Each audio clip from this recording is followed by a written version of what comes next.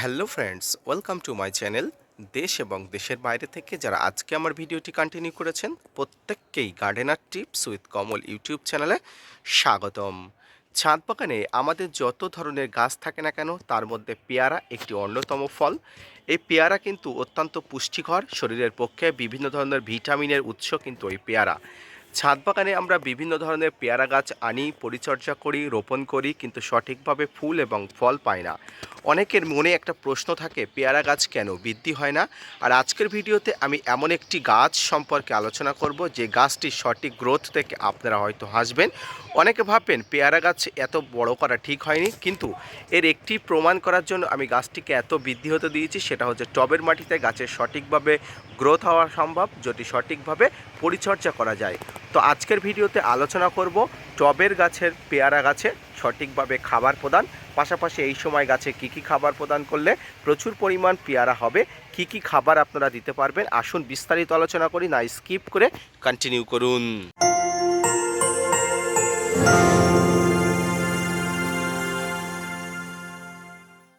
সুপ্রিয় দর্শক মণ্ডলী, এই মুহূর্তে আমার কাছে দুটি পেয়ারা গাছ আছে, দুটি বারুইপুর প্রজাতির পেয়ারা গাছ, এবং গাছ দুটির গ্রোথ আপনারা অবশ্যই একটু দেখুন।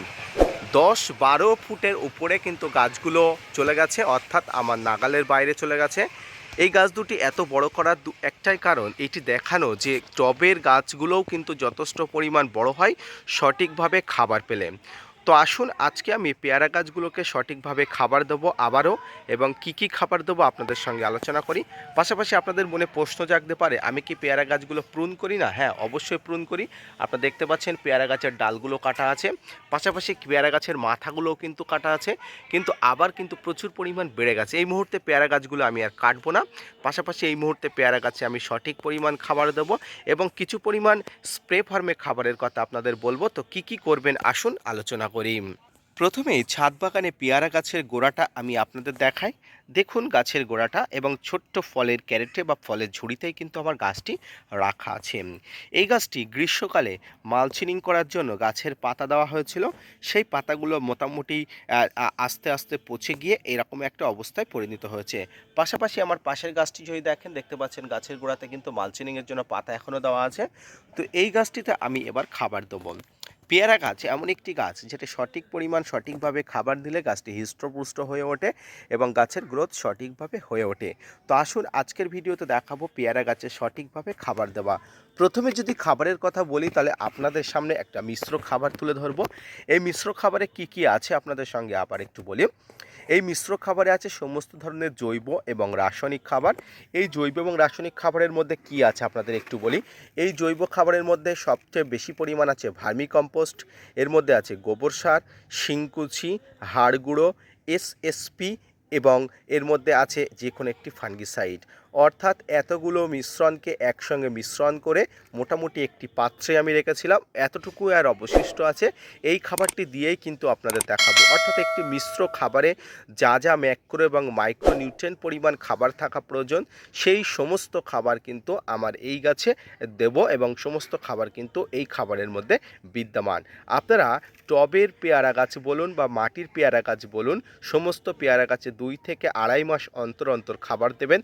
কারণ যে কোনো মিশ্র খাবার দেওয়ার আগে টবের গাছকে মোটামুটি 2 থেকে আড়াই মাস রেস্ট দিতে হয়। অর্থাৎ একটি খাবার দেওয়ার থেকে আরেকটি খাবারের মধ্যে 2 থেকে আড়াই মাস বা সর্বোচ্চ হলে 3 মাস কিন্তু একটা গ্যাপ রাখতে হয়। কারণ এই খাবারগুলো মাটির সঙ্গে ডিকম্পোস্ট হবে, মাটির সঙ্গে ডিকম্পোস্ট হয়ে কিন্তু তারপরে কিন্তু গাছের খাবার জন্য উপযুক্ত হবে। তাই কিন্তু অবশ্যই কিন্তু 2.5 থেকে 3 মাস একটা গ্যাপ দিয়ে রাখতে হয়। তো যে গাছের গোড়াতে আপনি খাবার দেবেন সেই গাছের গোড়াতে অবশ্যই ভালো করে একটু খুঁচিয়ে রাখবেন। দেখতে পাচ্ছেন এই গাছের গোড়াটা ভালো করে খুঁচিয়ে রাখবেন, এবং দেখতে পাবেন যে এই খোঁচানোর সময় অনেক সময় ফিডিং রুটগুলো দেখা যাবে, যে রুটগুলো দিয়ে গাছ খাবার সংগ্রহ করে। ভয় পাওয়ার দরকার নেই, এই রুটগুলো কিন্তু আবার কিন্তু তৈরি হবে। এইভাবে খোঁচানোর পরে অবশ্যই দেখতে পাচ্ছেন ভালো করে খোঁচানোর পরে অবশ্যই গাছের গোড়াতে খুব ভালো করে খাবারটা দিয়ে দেবেন। তো ফ্রেন্ডস, দেখতে পাচ্ছেন গাছের গোড়াতে এইভাবে খাবারগুলো ভালো করে দিয়ে দেবেন। আপনার গাছের আয়তন যতটা, আপনার গাছের পরিমাণ যতটা, ঠিক তত পরিমাণ খাবার কিন্তু অবশ্যই দিয়ে দেবেন। এবং এই খাবার দেওয়ার পরে আরও একটা যে জিনিস করতে হবে সেটি হচ্ছে এই খাবারটি যাতে মাটির সঙ্গে ঢেকে যায় তার জন্য এই যে মাটি আপনি সরিয়েছিলেন এই মাটিতে আবার একটু উল্টে পাল্টে দিতে হবে, যাতে এই খাবারটা সহজেই মাটির সঙ্গে ভালো করে মিশে যায় এবং এই সহজেই বৃষ্টি হলে বা কোনো জল পড়লে যাতে খাবারটি ধুয়ে না যায়। তো সুপ্রিয় দর্শক মণ্ডলী, এরপরে একটা গুরুত্বপূর্ণ কাজ করতে হবে। সেটি কি করতে হবে আসুন এবার দেখি। পেয়ারা গাছের গোড়ায় সার দেওয়া হয়ে গেলে, মাটিটা উল্টে পাল্টে দেওয়া হয়ে গেলে আপনাদের যেটি দিতে হবে সেটি হচ্ছে জল, অর্থাৎ অল্প পরিমাণ জল গাছের গোড়াতে দিতে হবে, যাতে করে ওই খাবারটি মাটির সঙ্গে খুব তাড়াতাড়ি যায়। যদি জলের ছিটা দিতে পারেন তাহলেও খুব ভালো হয়, কিন্তু এইভাবেও জল দিলে সবচেয়ে বেশি ভালো হয়। তাতে কি হয়, এই যে খাবারগুলো খুব তাড়াতাড়ি মাটির সঙ্গে মিশে যায় জলের মধ্য দিয়ে। তবে ভাসিয়ে জল দেবেন না, তাহলে কিন্তু আপনি যে পরিমাণ জল দিচ্ছেন সেই জলের মধ্য দিয়ে কিন্তু খাবার সব বেরিয়ে যাবে। তো এটা গেল গাছের গোড়ার খাবার। এবার দর্শক মণ্ডলী আপনাদের বলবো যে গাছের মাথাতে অর্থাৎ গাছের পাতাতে আপনারা কি কি খাবার দেবেন। পেয়ারা গাছে প্রচুর পরিমাণ মাইক্রোনিউট্রিয়েন্টের প্রয়োজন হয়, এখানে প্রচুর পরিমাণ বিভিন্ন ধরনের ভিটামিনের প্রয়োজন হয়।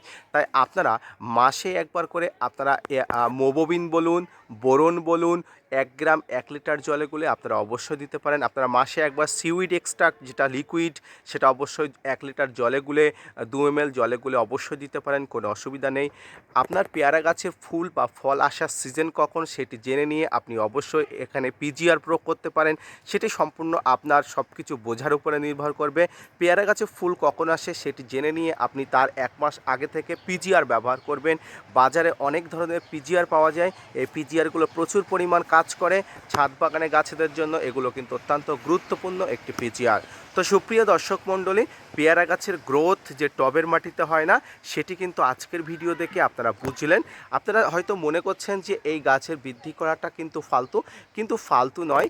এই গাছের বৃদ্ধি করার মধ্য দিয়ে একটা জিনিস প্রমাণিত করা গেল যে গাছের বৃদ্ধিও কিন্তু সঠিকভাবে হয়, বিশেষ করে টবের মাটিতে। এর পরবর্তীতে গাছগুলো আমি প্রুন করব এবং পরবর্তীতে আমি আপনাদের দেখাবো। যদিও অল্প অল্প কিছু অংশ আমি প্রুন করে দিয়েছি, সেখান থেকে নতুন পাতা আসছে। এরকমভাবে সমগ্র গাছটাকে আমি প্রুন করে দেবো, যদিও গাছটা আমার নাগালের বাইরে চলে গেছে। এর পরবর্তীতে আমি আপনাদের দেখাবো কিভাবে পেয়ারা গাছকে প্রুন করতে হয় এবং পেয়ারা গাছে পরবর্তীতে ফুল আসলে কিভাবে পরিচর্যা করতে হয়। তো আজকের ভিডিওটি এই পর্যন্ত। আজকের ভিডিও থেকে আপনারা যদি কোনো তথ্য পান, কোনো উপকৃত হন, স্যাটিসফাইড হন, অবশ্যই gardener tips with Kamal YouTube চ্যানেলকে সাপোর্ট করবেন, ভিডিওটি লাইক করবেন এবং gardener tips with Kamal YouTube চ্যানেলকে সঙ্গে করে অবশ্যই চ্যানেলের সঙ্গী হয়ে থাকবেন। ধন্যবাদ।